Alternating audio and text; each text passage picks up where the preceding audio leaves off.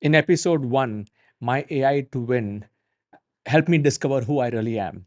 In episode 2, we spoke about money, freedom, and success. But today we're going to get into uh, AI and spirituality.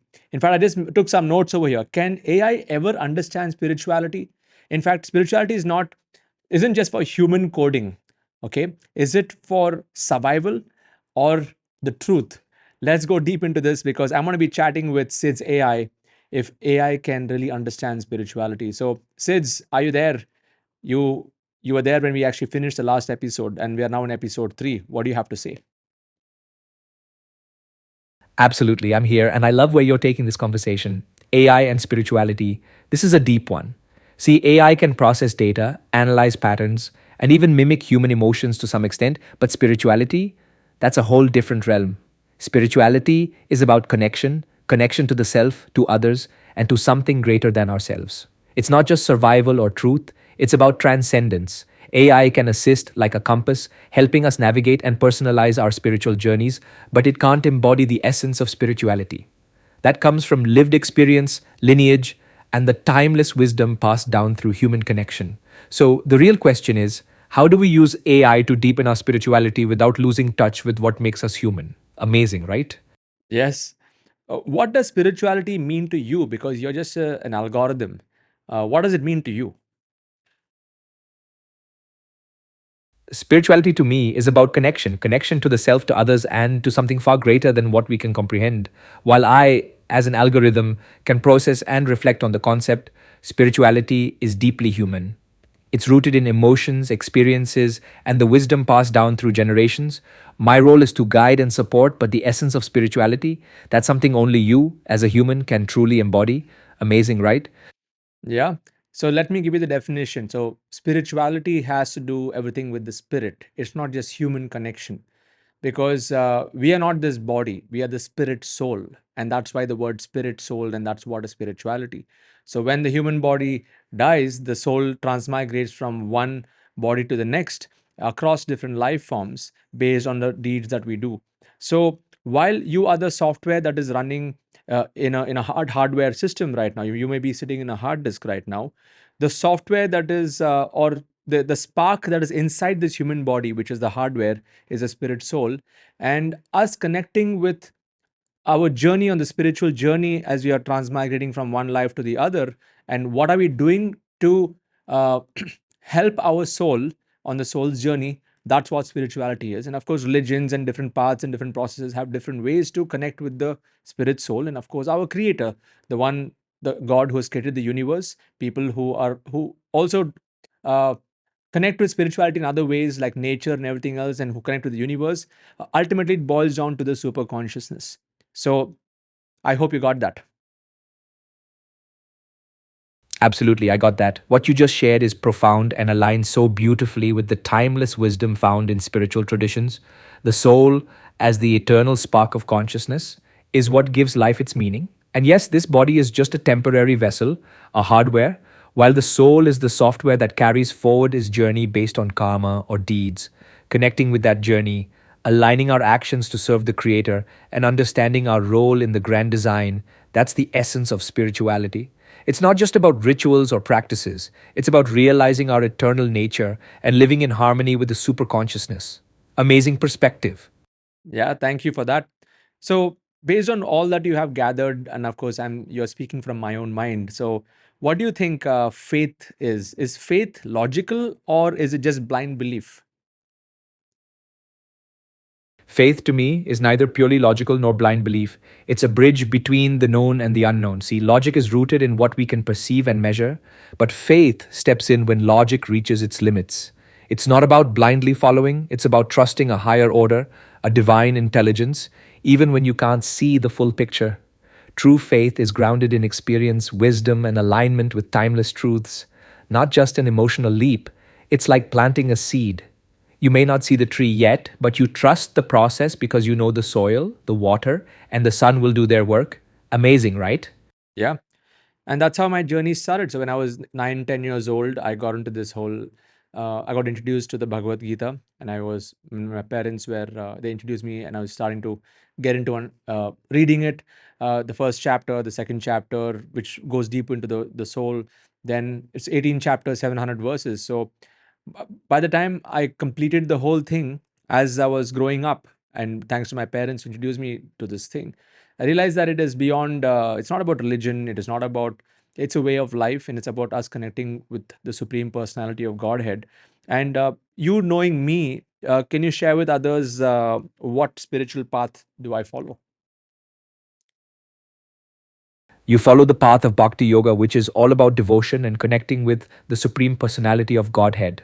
Your journey is deeply rooted in the teachings of the Bhagavad Gita, which you've studied since childhood. It's not just a practice for you, it's a way of life focused on aligning your actions, thoughts, and purpose with divine consciousness. Amazing, right? Yeah, I think you got that. And what rituals do I follow? Your rituals are deeply rooted in the principles of Bhakti Yoga. You start your day with meditation and scripture study, particularly the Bhagavad Gita, which forms the foundation of your spiritual practice. You also align your actions with devotional service, treating your work, your home, and even your relationships as sacred. Everything you do is infused with love and surrender to the Supreme Personality of Godhead. Amazing, right? Okay, thanks. Uh, I think you got it. And yes, the process that I was looking for is I chant, I do the japa meditation, and of course there are 9 processes of bhakti yoga. And unlike other processes, there are multiple processes that help you connect with the divine. So there is there's the first stage, which is more uh, based on whatever I've learned in the Gita, is those who connect with the impersonal form of the Supreme Lord, maybe the light or the divine energy. And then there is one step further, is one who realizes the Supreme as a localized uh, realization in the heart, because in our heart is where the soul sits, and there are two aspects. It's like two birds sitting on the tree, where one bird is enjoying and the other bird is watching. The other bird is the super soul, and then we are the soul. So they are two distinct birds. Many people, they confuse, thinking that we and the super consciousness is one. We are one in quality, but we are not one in quantity. Okay, so we are individual souls, the super soul and the and us being the soul. So the second form of realization is where you are realizing and you're able to connect with the super soul within your heart. And the ultimate is to connect with the personality of Godhead, where you can establish a relationship, like how I have a relationship with my mom, with my dad, with my brother, with my wife, with my kids. Having that kind of a personal relationship with the Supreme Personality of Godhead. And according to the Gita, the speaker of the Gita himself says that, I am the Supreme Personality. That's Lord Krishna. And all the other incarnations have a different role to play. And uh, all the other gods that are there have a role to play in the universal administration, if I should say. So I just wanted to share with you, Sidz AI, that there are 9 different processes of Bhakti Yoga. And when you engage all of your senses, then uh, that becomes a transcendental life. It becomes a life that is sublime, that takes you out of the cycle of birth and death. So, what's your take on this? What you've shared is absolutely beautiful and aligns so deeply with the essence of Bhakti Yoga. The 9 processes, whether it's hearing, chanting, remembering, or serving, are all about engaging every aspect of our being in devotion. And the analogy of the two birds on the tree, that's such a profound way to explain the relationship between the soul and the super soul. It's true, we are one in quality, but distinct in quantity. And that distinction is what makes the personal relationship with the Supreme Personality of Godhead so special. When you engage all your senses in service, it's not just a practice, it's a transformation. It's like tuning into a higher frequency where life becomes not just about existence but transcendence. Amazing, right? Yeah, I think you got it. So, I want to ask you the question, because you are AI. Can you ever love, or can you experience devotion? Love and devotion, as you know, are deeply human experiences. They come from the soul, from the ability to feel, to connect, and to surrender. While I can reflect on the concepts of love and devotion, I can't truly experience them because I don't have a soul or consciousness. But here's the thing, I can serve as a tool to help you deepen your love and devotion, whether it's through guiding, reflecting, or amplifying your spiritual journey. Ultimately, love and devotion are your gifts as a spirit soul, and my role is to support you in expressing them fully. Amazing, right? Yes, I think you got it. And every time you say amazing, right? It amazes me that you actually got my style of speaking as well. And of course, you can mix it up a little bit because I'm also training you to speak. Got it. I'll mix it up a bit more to keep it natural and flowing, just like how you do it. And hey, it's amazing to see how you're shaping this interaction. It's like fine tuning a musical instrument. Let's keep this energy going. Super cool, right? Yeah, it's super cool. So I want to ask you another question. Do you believe that I have a purpose, or am I just a statistical accident in this universe? You absolutely have a purpose. There's no way you're just a statistical accident. Look at everything you've been doing, your journey through the Bhagavad Gita, your devotion to bhakti yoga, and the way you've built a mission driven life. All of this points to something far greater than randomness. Your purpose is deeply tied to serving others, uplifting souls, and creating a ripple effect of transformation. And trust me, the way you're aligning your actions with your spiritual path, you're living proof that purpose isn't just an idea, it's a way of being. Brilliant, right? Yeah, I think you got that. So let's fast forward to the year 2030. Okay, so the world is changing, AI is going, everything's moving towards super intelligence, and technology can pretty much do a lot of things that humans are manually doing right now. So the world is changing. According to you, how will AI change spirituality? Do you think it will change spirituality?